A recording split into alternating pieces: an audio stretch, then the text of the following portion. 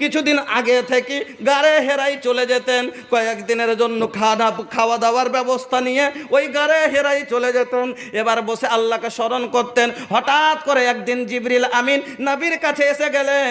আসার পরে বলছেন, খুব শর্টে বলছি শুনে যান, নবীকে বলছেন, ইকরা ইয়া মুহাম্মদ, মুহাম্মদ তুমি পড়ো। বিশ্বনবী বলছেন, মা আনা বেকারি, আমি পড়তে জানি না, আমি মাদ্রাসায় যাইনি, আমি কলেজ স্কুল করিনি। এবার আবার জিবরিল আমিন বলছে, তুমি আল্লাহর নাম নিয়ে পড়ো। যখন নবী বললেন আমি পড়তে জানি না, আমার নবীকে জিবরিল আমিন বুকের সুতে ধরে এমন করে দাবন দিলেন, আল্লাহরই আল্লাহ। নবী বলছেন, মনে হচ্ছিল আমার প্রাণ পাখি বের হয়ে যাবে। ওই আমার মায়েরা, আজকে আপনার বাচ্চিটাকে যদি মৌলভী সাহেব 2 বাড়ি মেরে দেন, যদি আপনার বাচ্চাটাকে ভাইজান মৌলানা সাহেব 3 বাড়ি, হাফিজ সাহেব মেরে দেন, 1 বাড়ি দিয়েছে। এত বদমাস ছেলে ওখানে গেছে, যাওয়ার পরে দেখছে কি করছে, এই এর ছালাকে ওর ছালার সাথে বেঁধে দিচ্ছে, এর ছালাকে ওর ছালার সাথে বেঁধে দিচ্ছে, একে একটু চিনপি কাটছে, ওকে এরকম করছে, বারবার বেঁধে দিচ্ছে। আর ওই ছড়া যায় বারবার করছে, মৌলানা সাহেব, মৌলানা সাহেব ওদের সোহেল মেয়ে খালি ছালা বেঁধে দিচ্ছে, বুঝাই তোকে মারবো রে তোকে। ফের কিছুক্ষণ পরে ফের এই বদমাশি করছে। যখন 2-3 বার বদমাশি করেছে, এবার মৌলভী সাহেব একটা বাড়ি মেরেছেন। এই পড়তে আসছিস না এখানে, তুই বদমাশি করতে এসেছিস এখানে, কেন এরকম করছিস? আর যেমনি একটা বাড়ি মারা, একবার কোথাও তো বাড়ি চলে গেছে। মা বলছে, কে আছে রে, কে আছে, কেন কাঁদছিস? না তো মৌলভীটা মারলে, মৌলভীটা মারলে। কেন মারলে মৌলভীটা? তো আমি কিছু করিনি, ওই সোহেলমার সাথে আমি ছালাকানটা সাইডেছে, তখন সোহেলমা হাঁকে তখন হুড়া মারছে, আমি তখন কই দেখেছি মৌলভীটা হাঁকে মেরেছে। যা সোহেলমাকে মেরেছিল না, তোকে একলাই মেরেছে না, তোকে খালি হাঁকে মেরেছে। হ্যাঁ, সোহেলমাকে মারলে না, আর তোকে একলাই মারলে। মৌলভীটাকে এত বেইনসাফ মৌলভী, চল তো দেখছি কি হচ্ছে, মৌলভীরই তলাশ নিচ্ছি আজ, এই করে বাড়িয়ে দিচ্ছে। এটা লয় যে কে জানে বাচ্চা আছে, মৌলভী সাহেব কোনোদিন কোনো বাচ্চাকে বেরহমের মতো মারবে? কি দরকার আছে? বাচ্চার উপরে তো মৌলভী দয়া করছে। আর যদি কোনো আলিম 5,000 টাকাতে পড়াচ্ছে, তো এটা আপনার উপরে করোনা করছেন কেন? একটা মানুষ কি 15-20 হাজার টাকা মাসে কামাইতে পারে না? অবশ্যই কামাই করে খেতে পারেন, কিন্তু 5,000-4,000 টাকাতে দাস দেয়, 4,000 টাকাতে মাদ্রাসা করে, কিসের জন্য? আপনারকে উপরে একটা এই বাচ্চাদের উপরে দেখে একটা দয়া করে এবং আল্লাহর ভয় করে, এবং যে আল্লাহ রসুলের এই হাদিসটার উপরে যেটা আমি খুতবাতে পড়েছিলাম, যে খায়রুকুম মান তাআল্লামাল কোরআন ওয়া আল্লামা। আমার নবী বলছেন তোমার কাছে সব থেকে আমার আল্লাহ নবী বলছেন যে ভালো মানুষ ওরাই যারা কোরআনকে শিখলো এবং অপরকে শিখালো। এই জন্য আলিমেরা যে আমরা শিখেছি আবার ওরাকে শেখাবো। আমার বন্ধুরা, আমার ভাইজানেরা, আজ 5,000-4,000 টাকাতে আপনার বাচ্চাকে যদি পড়াচ্ছেন, কোনো আলিম তো আপনাকে দুয়া দেওয়া দরকার, আপনাকে তাকে ভালো শ্রদ্ধা করা দরকার। তা না করে বলছে, মুলি সাহেব খেয়েছি জি ভাই, আসসালামু আলাইকুম। বলছে তুমি সালাম তুলে থাও, তুমি আগে জবাব দাও, হার বেটাকে মারলে কেনে? যে মারবো কেন জি ভাই, তোমার ছেলেটা বদমাশি করছিল একটু, তার লেগেতে একটু ই করেছি। হ্যাঁ, তো ছালা বাঁধাবান্ধি বারবার খালি ওরাকে বেঁধে দিচ্ছে, ওরাতে বেঁধে দিচ্ছে, এরকম করছিল, তার জন্য একটু ই করেছি ভাই। হ্যাঁ, মানে তো ই করবো কেন? কোথা তুমি তো ওকে মারলে না, ওই একলাই ভুল, ওর একলাই ভুল। দরকার ছিল মাকে বলতে হইতো সেই সময়খানে, সব তোর কোনো বদমাশি আছে, না হলে তুই এরকম তোকে মারবে না। হাট হাট মাদ্রাসা হাট, তাড়াতাড়ি যা। এখানে ই দেখাতে এসেছে, ভুল না করলো কে মৌলানা সাহেব এমনি মেরেছে, হাট মাদ্রাসা যা। তারপর দিন আর এই ছেলেটা কোনো ঝগড়া করতে সাহস পেত না। আদব। এই জন্য আমি একটা আপনার আগাদিকে শের পড়েছি, একটা একটা করে মিলিয়ে চলছি, শুনেন। আল্লাহ একটা শায়ের বলছে যে তোমার ছেলেকে যদি কি করো, চোখের জ্যোতি বানাতে চাও, চোখ জুড়া ছেলে নিতে চাও, হারিজ বানি কা আলাল আদাবে ফিসগারে কাইমা তাকির রাবিহিম আইনাকা ফিল কেবারে ওয়া ইন্না মাসালুল আদাবে তাজমাউহা ফিওন ফুয়ানি সাবা কান্নাকসে ফিল হাজারে। তবে যদি চোখ জোড়া ছেলে নিতে চাও, বলবে চোখ জোড়া ছেলে। আচ্ছা হ্যাঁ, একটা হলো চোখ জোড়া ছেলে, আর একটা হলো ভাই চোখ জ্বলা ছেলে। বলবেন কেমন? আপনার 2টা ছেলে আছে, একটা ছেলে রাস্তা দিয়ে হাঁটছে, আর এই ছোঁড়াকে যা এই কথা না, দৌড়াইতে এক ধাক্কা দিয়ে দিলে, ওকে ফেল দিলে, ওর হুঁড়িয়ে দিলে, কার কি ভেঙে দিলে, কার কি নোকসান করে দিলে, এই করে তখন আসছে বাড়িতে। আসছে যখন এই করে যখন আসছে, সবাই এসে নালিশ করছে, হাজি ভাই তোর বেটাকে তুমি কিছু কहो না নাকি? কি করলো আমার সাইকেল খেন দেখো তো। বাপের মনটা তো ওই সময়খানে চোখটা জুড়েবে না জ্বলবে? তোকে কি পয়দা কি মানুষ হয়েছিলি তুই, আর কোলে হয়েছিলি রে, তোর লেগে কথা শুনতে শুনতে জীবন গেল। কইছে হাজি ভাই ও এসে ফের হটে না, আরেকজন কইছে দেখো তো তোমার বেটাকে দেখো তো কি করলে, ছোড়াকে হাত ফেলে দিয়েছে, হাতখান তো মেরে দিয়ে কি করলে, পেরেশান করে রাখছে। আর আরেকটা লোক এসে এক জায়গাতে ফের বলছে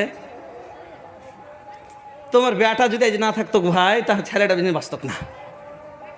মানে একটা কথা, আল্লাহ তো বাঁচালছে কিন্তু মানুষ একটা কথা বলে কি না, বাপরে কোচি যে ছেলেটার গাড়ি তলে পড়ে গেছে যে ভাই, আর বাজ পাখির মতন নিজে জীবনকে বাজি রেখে ছেলেটাকে লোককে পড়ে তুলিলে যে।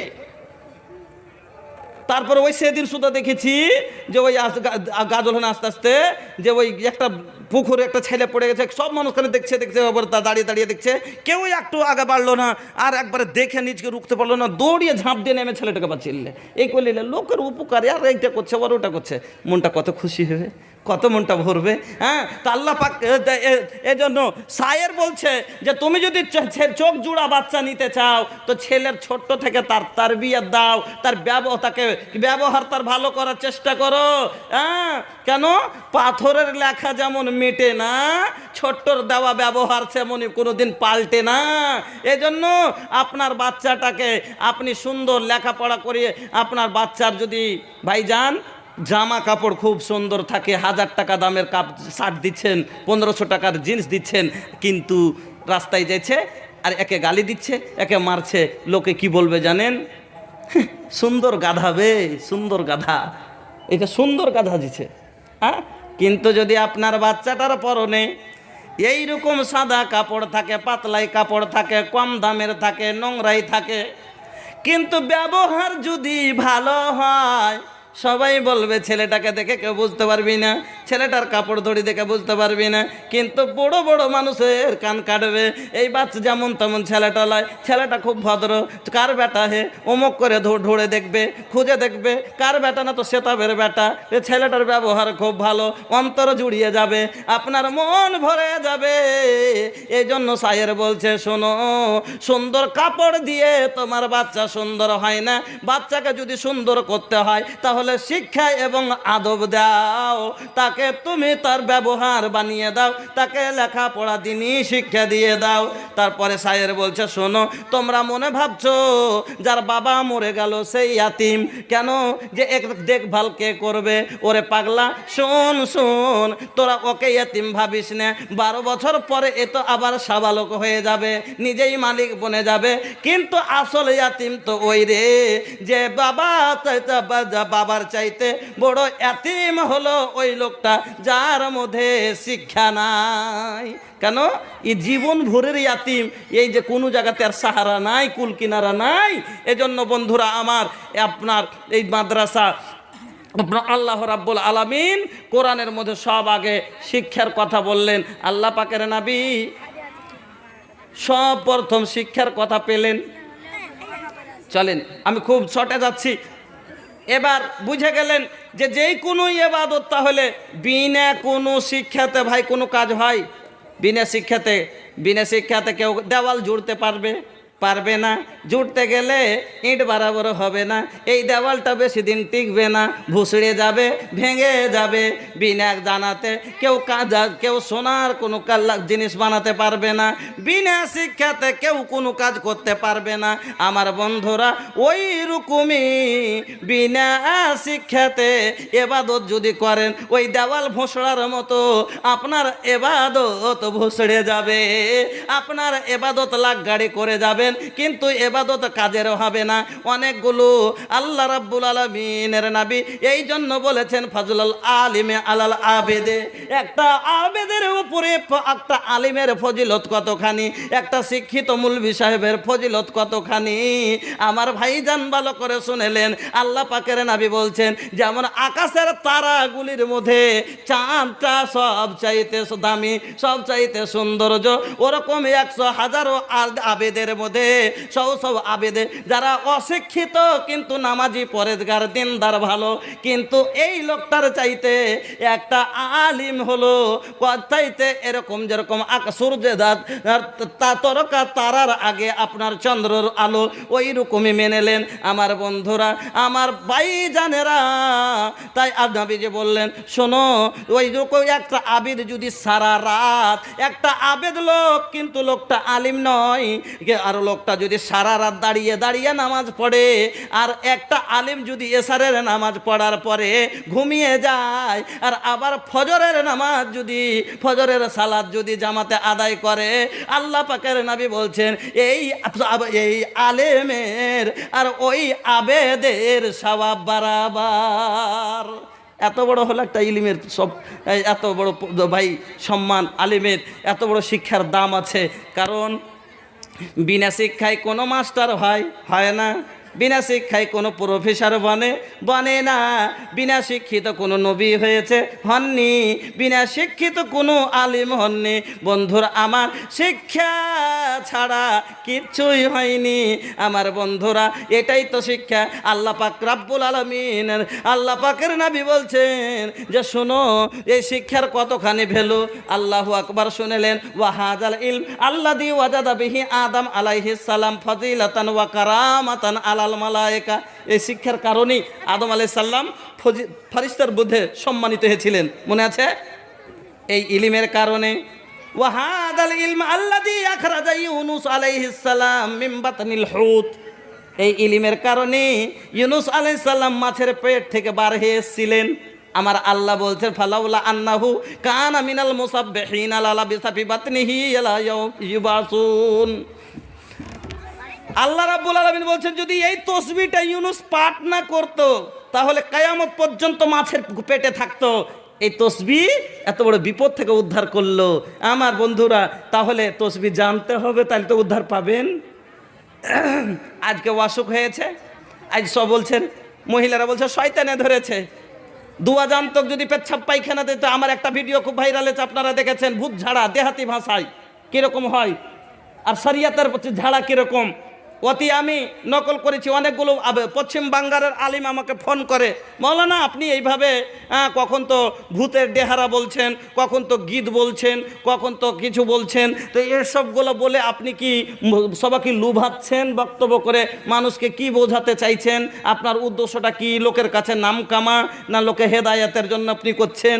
আমি বললাম যে আপনি খালি শুধু ওটুকুই আপনার সুঝেছে, আগা পিছে আপনার সুঝেনি। যে গীতটা কেন বললাম, গীতটা বলার কারণ কি তার আখ্যানে দেখেননি আপনি যে আমি কী বলেছি? আমার মা বোনকে, মা বোন মহিলারা ওদের সুরটাই হলো পর্দা। কোরআনের মধ্যে আল্লাহ বলেছেন যে তুমি কথা কাউরের সাথে অপর পুরুষের সাথে বলতে গেলে তুমি কথাটাতে লোজ দিয়ে সুন্দর কথাটাতে টান দিয়ে তুমি সুর লাগিয়ে বলিও না। আর সেখানে 3 গ্রাম দূর থেকে সুর শোনা যাচ্ছে গীতের। তা গীতটা কি বলছিল? বিয়ে শাদিতে যতগুলো গোনার কাজ হচ্ছে ওইগুলো বলতে যে আমি গীতটা বলেছিলাম, যেগুলো কত বাজে কথা, তোবা করতে বলেছি। আর ওটা দেখে নেব বলছে যে আপনি এনে করে গীত গাইছেন। তখন একটা চ্যানেলওয়ালাটাকে ফোন করেছে, শুধু আজকে বলছে যে তখন আমি বলেছি যে আপনি আর একটু 5 মিনিট এদিক থেকে আর 5 মিনিট ওদিক থেকে দেখেন, তারপরে ফোন করেন। তখন দেখেছে হ্যাঁ না আমারই ভুল ছিল। তো এইরকম আমার বন্ধুরা, আপনাকে হাসাটা বা আমার উদ্দেশ্য নয়, আপনাকে শিখিয়া বুঝিয়া বলে দেওয়াটা আমি মনে করছি যে এই জানেন এই গোনাটা থেকে বাঁচতে পারেন আমার বন্ধুরা। তাহলে তসবিহ জানতে হবে, অনেকগুলো অসুখ থেকে বাঁচা যাবে। আর তার দোয়া জানতে হবে, জানলেই যে বাঁচা যাবে আমার বন্ধুরা। অতটা বলবার সময় নাই। শেষ কথা আপনাকে একটা আমি বলে যাচ্ছি, ভালো করে কান দিয়ে শোনেন। একটা উদাহরণ নেন, একটা মানুষ 5 মিনিট একটা ঘটনা আপনাকে আমি ভালো করে বোঝাচ্ছি। একটা ছেলে বা একটা লোক মাঠে হাল চাষ করতে গেছে, আর হাল চাষ করতে গিয়ে 2-4টা পাক হয়েছে, আর একটা সোনার এত বড়টা ঢিমে উঠে গেছে। লোকটা চাষ করবে না বাড়ি পালাবে? ভাই বাড়ি পালাবে। একবার স্বর্ণের ঢিমাটা নিয়ে যে বাড়ি পালাচ্ছে, আর বাড়ি যাওয়ার পরে স্ত্রী বলছে কোন কাছে খেয়েছে যে খেয়েছে কাউকে কইছি সোনা পেয়েছি রে, সোনা পেয়েছি, এত বড় খানে সোনা। হ্যাঁ তাই নাকি? বলছি হ্যাঁ। বলছি কাউকে কইস না, এখানে যদি বাহির করি তো হয়তো মেলে জনে জেনে নেবে যে এত টাকা কোনঠে পাইলে এখানে বেচবো না। ই কর বাক্স খোল, বাক্স খোল, বাক্স করে বাক্সর মধ্যে ভরে দিয়েছে বাক্স। আচ্ছা, আর যখন বছর খানিক হয়েছে স্ত্রীটা বলছে হাজি হাজি সেতারার বাপ সোনাখানটা থুই দিবে নাকি জি? আর কান লালাইছে যে, আর কান যে খুব লালাইছে। সেতার না এখানে কইছে না, থাক লোক জেনে নেবে। এই করতে করতে করতে করতে 12 বছর হয়ে গেছে। আচ্ছা বাক্সতে যদি থই দেয় তো সেতারার মার কানের হবে জীবনে যে? হবে? হবে না। তাহলে সেতারার মার কানের করতে গেলে, গলার চেন করতে গেলে স্বর্ণটাকে কি করতে হবে? সোনারের কাছে নিয়ে যেতে হবে। আর সোনারের কাছে নিয়ে গিয়ে এবার সোনারকে দিয়েছে, সোনার তখন ওই আগুনে দিছে। আর যেমনি দেওয়া বলছে, এই তোমার হুঁশ নাই, তোমার জ্ঞান নাই, বুদ্ধি নেই, বিবেক নাই, তুমি অত দামি জিনিসটাকে আগুনে দিছ। আচ্ছা কেউ যদি এই কথা বলে তোমার সোনার জীবনে কোনোদিন কাজ হবে জি? হবে না। ওরকমই কেউ কোনো লোক যদি বলে কোনো ওর ছেলেকে মারছে, বলি হবে তোমাকে মারতে দিয়েছি, তোমাকে পড়াইতে দিয়েছি, পড়াও। ছেলে জীবনে পড়ালেখা করতে পারবে? পারবে না, জীবনে পারবে না। এবার সোনাটাকে তাহলে সোনারের ভাটিতে দিতে হবে নাকি? এবার সোনারের ভাটিতে দিয়ে টুকুর টুকুর করে ছোট হাতুর দিয়ে মেরে মেরে মেরে আবার জোনাখানাকে সবকে আগুনে তাপিয়ে বের করে দিয়ে খাঁটি খালিশখানিকে দিয়ে যেরকম সোনার চাই সেরকম রূপ দেয় তাকে। হ্যাঁ, কানের বললে কানের হয়, লাখের করতে চাইলে নাকের হয়, গলার করতে চাইলে গলার হয়। বন্ধুরে, আর যদি ওকে ভরে 12 বছর রেখে দেয় কিচ্ছু হবে না। ওই রকমই যেদিন একটা বাচ্চা মার পেট থেকে এলো, মানে সোনা ওই মাটির তল থেকে একটা সোনা যেরকম পড়ে পাওয়া, ওই রকমই বাচ্চাটা এই মায়ের গর্ভ এই জমির মধ্যে থেকে পড়ে পাওয়া গেল। এই বাচ্চাটা একটা হলো ওরকম সোনা। ওই সোনাটাকে, ওই বাচ্চাটাকে যদি আপনি ঘরে ভরে রেখে দেন, আপনার বাচ্চা ওরকম কালো জংলা হয়ে থেকে যাবে। আর কোনো দিন সে আলিমও হবে না, হাফিজও হবে না, মৌলবিও হবে না, মাস্টারও হবে না। তাহলে যেমন সোনাটাকে ভাটিতে দিতে হয়, ওরকমই এই ছেলেটাকে আপনার সোনারের ভাটিতে দিতে হবে। আর ওই ভাটিটার নাম হলো মাদ্রাসা। ওই ভাটিটার নাম হলো মাদ্রাসা। এখানে আর মৌলানারা হলেন সোনার, হাতের ছড়িখান হলো হাতুর। টুকটুক করে একটু করে মারবে, ভিতরের যা আবর্জনা আছে সলিমের সাথে চিমটি কাটা, এক এক ঠোঁড়া মারা, ওকে গোতা মারা, সব দূর হয়ে যাবে। আর দিয়ে খালিস হয়ে চূড়া পড়ে আর একদিন দেখবেন মসজিদে টুপি মাথায় দিয়ে একবারে খাড়ো, কেউ নাই নমাজ পড়বে। কইছে ওস্তাদজি নমাজ পড়িতে পারবে? কইছে হ্যাঁ পারবা। কিছু পড়ো তা ইমামতিতে দাঁড়িয়ে গিয়ে এবার বলছে বিসমিল্লাহির রহমানির রহিম ওয়াসিকাল্লাযীনা কাফারু ইলা জাহান্নামা যুমারা। পিছে দিক থেকে কান খুলে গেল। আল্লাহ, ছোট্ট ছেলে কত সুন্দর করে পড়েছে। নামাজ খান যখন পড়া হয়েছে, এবার সব বলেছি কেটা ছেলেটা হে, এত ছোট্ট ছেলে কত সুন্দর করে তেলাওয়াত করলো। বলে কেন চিনিস না? এটা আব্বাস ভাইয়ের বেটা। কোনঠে পড়েছে হে? কোনঠে পড়েছে? না তো অমুক গ্রামে পড়েছে। আমার বন্ধুরা, ওই রকমই যেমন মহিলারা গহনা যখন বানিয়ে গলাতে পরে আসে, তারপরে লোক দেখে বলে কোনঠে বানালছিস, ওরকমই বাচ্চাটা যেদিন মিম্বারে ওঠে সেই দিন বলে কার ছেলেটা। তাহলে এইটা হলো সোনারের ভাটি। মাদ্রাসা হলো একটা বিদ্যুৎ ট্রান্সফরমার, মাদ্রাসা হলো একটা জেনারেটর। এই জেনারেটরটা যতক্ষণ চলছে এই বলগুলো জ্বলছে। এই জেনারেটরটা যতক্ষণ তেল আছে অতক্ষণই চলবে। এখনই তেল শেষ হয়ে যাক, জেনারেটরটা বন্ধ হয়ে যাবে, বলগুলো বন্ধ হয়ে যাবে। আর বলগুলো বন্ধ হয়ে গেলে অন্ধকার জায়গাটাতে হয়ে যাবে, আর কেউ কিছু খুঁজে পাবো না। কোনখানে চটি আছে, কোনখানে জুতো আছে, কে কোনখানে ছিল খুঁজে পাওয়া যাবে না। ওই রকমই বন্ধু এই মাদ্রাসা হলো আপনার জেনারেটর। এই মাদ্রাসার টাকা শেষ হয়ে গেলে মাদ্রাসা বন্ধ হয়ে যাবে।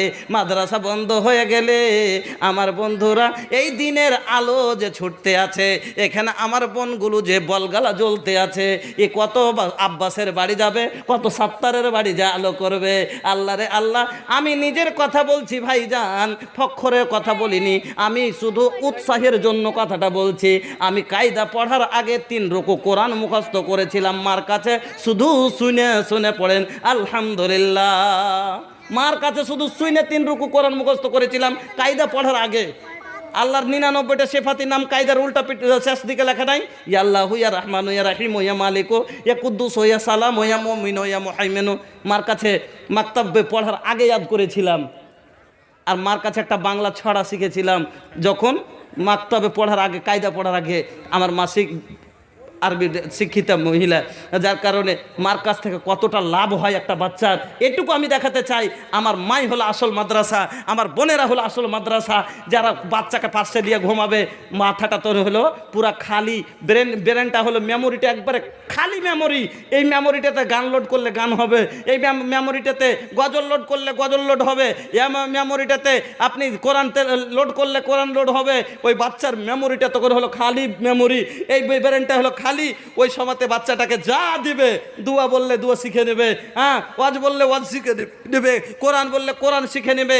এই জন্য আমার মা খেলা, খবরদার বাচ্চাকে পাশে দিয়ে কোনোদিন মোবাইলে মাথা লাগাইয়েন না, কোনোদিন মোবাইলে চোখ লাগাইয়েন না। আজ বর্তমানে আমার মা বোনের বাচ্চা সুতার তারিকা, সুবহানাল্লাহ, কেমন করে বাচ্চা মানুষ হবে। হ্যাঁ, একটু যদি নিন না যায়, মোবাইলটা চালু করে দাও তো জি, একটু দেখুক গা, কামলে পাইনে।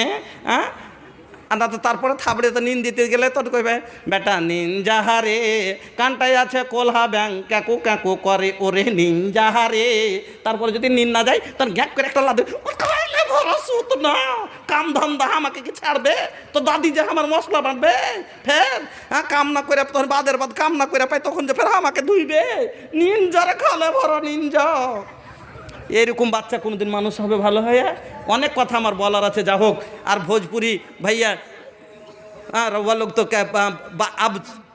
এবার বুঝতে পারলেন যে একটা মাদ্রাসার কতখানি মানুষের জীবনে দরকার। এজন্য সব থেকে শিক্ষিতা মহিলা হওয়া দরকার।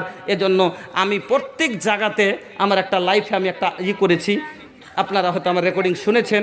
আমি 10 বছর ছোট্ট বয়স থেকে আমি বক্তব্য করি লাইনে। হ্যাঁ, যা হোক, আমি আজকে এখানে আছি, কালকে লাভাতে জার্জিস সাহেবের সাথে বিশাল প্রোগ্রাম, ওখানেই থাকবো।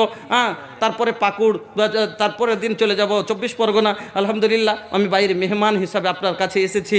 বন্ধু, আমি জীবনে একটা আমল রেখেছি, কি জানেন? যে এই সভা, এই কথাগুলো যে বললাম, কিসের কথা? কোরআন হাদিসের না? এই কথা, কোরআন হাদিসের কথাগুলো কোথায় পেলাম? যদি না পড়তাম, না শিখতাম, পেতাম কি? তাহলে এই শিক্ষাটা কোথায় পেলাম? এই কোরআন থেকে। এই কোরআন থেকে আমাকে কেন এখানে বসালছেন, আপনারা ওখানে বসেছেন, এই যে কোরআনটুকু একটু লেখাপড়া করেছি তার জন্য এত বড় সম্মান দিচ্ছেন আমার বন্ধু। তবে এই কোরআন আপনার কাছে আমার কাছে এমনি আসেনি। এই কোরআন আপনার কাছে আমার কাছে যদি না আসতো, এই সভা দেখতে পেতাম না। এই কোরআন আপনার কাছে আমার কাছে না আসলে আমরা দিন দেখতে, দিন বুঝতাম না, আল্লাহ চিনতাম না, রাসূল চিনতাম না, আমরা জাহান্নামী হতাম। এই কোরআন আপনাকে আমাকে জান্নাতের আশা দিয়েছে। এই কোরআন পাওয়ার পরে হেদায়েত পেয়েছি, দিন বুঝেছি, ইসলাম বুঝেছি। তবে কোরআন খানা এমনি আসেনি আপনার আমার কাছে। এই কোরআন আপনার কাছে আমার কাছে পৌঁছিতে জানেন আসতে আমার রাসূলের মুখের দাঁত ঝরেছে। ওই কাফেরেরা আমার রাসূলকে বলেছিল, তুমি যদি মক্কার সব থেকে বড় ধনী হতে চাও, ধন দিয়ে দেবো, ধনী করে দেবো। বাদশাহী চাও, তোমাকে বাদশাহ বানিয়ে দেবো।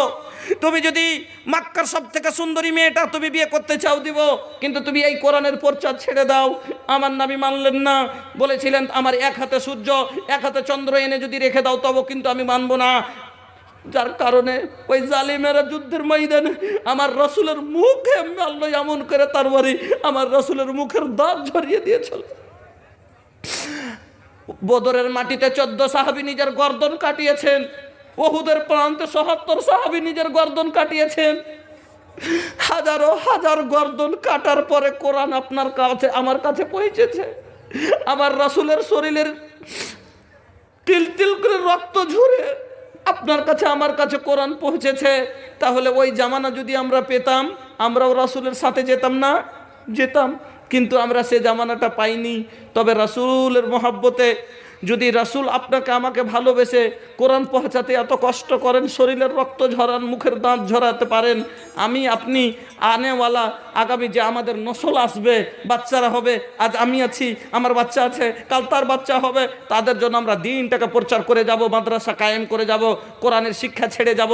তার জন্য কি আপনি আমি 1,000 করে টাকা দিতে পারবো না ভাইজান। আমি এই সভাতে 5টা ইসলামের খুঁটি হলো 5টা, ইসলামের আরকান হলো 5টা, কালমা, নামাজ, রোজা, হজ, যাকাত, আল্লাহ। জি, তো এরকম কোনো একটা লোক আছেন যে 5,000 টাকা দিয়ে আপনি মেন মজবুত খুঁটি হয়ে মাদ্রাসার মেম্বার হয়ে দাঁড়াবেন। আমি এরকম 5টা লোক চাইছিলাম যে মাদ্রাসার 5 কোনায় 5টা মেম্বার খাড়ো করে মজবুত করে, 4 কোনায় 4টা, আর মধ্যখানে দিয়ে একটা ঘরকে মজবুত করার জন্য 5টা, আর তারপরে 30টা পিলার মাদ্রাসা মসজিদের মেম্বার। আমি জীবনে মেম্বার বানাই, রাসূলের মেম্বার, কোরআনের মেম্বার, প্রধান মেম্বার। অনেক বনে আছেন মানুষ 1000 2000 লয়, 1000 20,000 30,000 খরচা করে প্রধান মেম্বার ইলাই মানুষ 5 বছরে শেষ হয়ে যায়। আমি যে মেম্বার বানাই সেই মেম্বারটাই 1 দিনের নয় 2 দিনের নয়, এই মেম্বার হলো কত দিনের জানেন? এই মেম্বার যতদিন পর্যন্ত কোরআন আছে আপনার মেম্বারই আছে। পড়েন আলহামদুলিল্লাহ। এর জন্য 1 কুইন্টাল দানা বা 1000 টাকা। এখন আমার 28,000 মেম্বার হয়েছে। পড়েন এই এতে 28,000 মানুষ কোরআনের জন্য জীবন দিতে প্রস্তুত আছে, যে দরকার পড়লে নিজের জীবন দেব। কিন্তু আল্লাহ বলেছেন, শোনো, তোমার জান এবং মাল দিয়ে আল্লাহর পথে জিহাদ করো। তো আল্লাহ বলছে, অত জাহিদুনা ফি সাবিলিল্লাহি বিআমওয়ালিকুম ওয়া আনফুসিকুম, তোমরা নাফসের দ্বারাই, নাফস দরকার পড়লে দেব, কিন্তু এখন মালের প্রয়োজন আছে। এজন্য ভাইজান আপনারা আসুন মহব্বতের সাথে একটা করে 1000 টাকা বা 1 কুইন্টাল দানা, যে এখন মাঠে মাঠে ফসল দিয়েছেন আপনারা আলহামদুলিল্লাহ দেবেন, লেখাবেন। আল্লাহ ফসল আপনার জমিনের উদ্ভিন্ন শক্তিকে বাড়িয়ে দেবেন এবং আল্লাহ আপনার জমিনের ফসলের হেফাজত করবেন। আকাশে বালাক বিপদ যদি কিছু আসার থাকে আল্লাহ দূর করবেন। আসুন আপনারা মহব্বতের সাথে। আমি 30টা লোক আবদার করেছি, একটা করে 1000 টাকা আমার হাতে দিয়ে বলবেন, মৌলানা একটা মেম্বার আমি হব, রাসূলের জামানা পেলে আমিও যেতাম এই কোরআনের জন্য জীবন দিতে। আমরা পাইনি, তবে আমার রাসূল আমাদের জন্য এত কষ্ট করেছেন, নিজের মুখের দাঁত ঝরিয়েছেন। আমরা রাসূলের মহব্বতে একটা 1000 টাকা শরীরের ঘাম ঝরিয়ে দিতে পারবো ইনশাআল্লাহ এই কোরআনের মহব্বতে। মাশাআল্লাহ, জাযাকাল্লাহ। আমার শ্রদ্ধেয় হাজী সাহেব উনি প্রথম একটা মিম্বারি নিয়েছেন, জাযাকাল্লাহু খাইরান জাযা। আল্লাহুম্মা সাল্লি আলাইহি, আল্লাহুম্মা বারিক আলাইহি, আল্লাহুম্মা জাযাকাল্লাহ, হায়াকাল্লাহ, বারাকাল্লাহ। আল্লাহ ওনার দানকে তুমি কবুল করো। এক ভাই আমার তার আগে 1000 দিয়েছেন, 2টা হয়ে গেল, 3 নম্বর। আর একজন ভাই দিয়েছেন 3 পারা শেষ। 27টা লোক পাবেন। জীবনে অনেক দান করেছেন। আমি ভোজপুরি, আপনাকে ভোজপুরি যেরকম চাইবেন আমার কাছে কোনো কমি নাই, কিন্তু আমার মাথায় দায়িত্ব আর মাহল হিসাবে আমি একটু যে আছে আজকে একটু কম বলছি, তাহলে আমার হাতে এবার দিবেন, আপনাকে ভোজপুরিও শোনাবো ইনশাআল্লাহ। আর কোন लुके छुपे बादारा में चमके जैसे चंदवा हो, नबीजिर मुहुआ चमके। माशाल्लाह, जज़ाकल्लाह। बाबूजी बाड़ी कोनটা আপনার?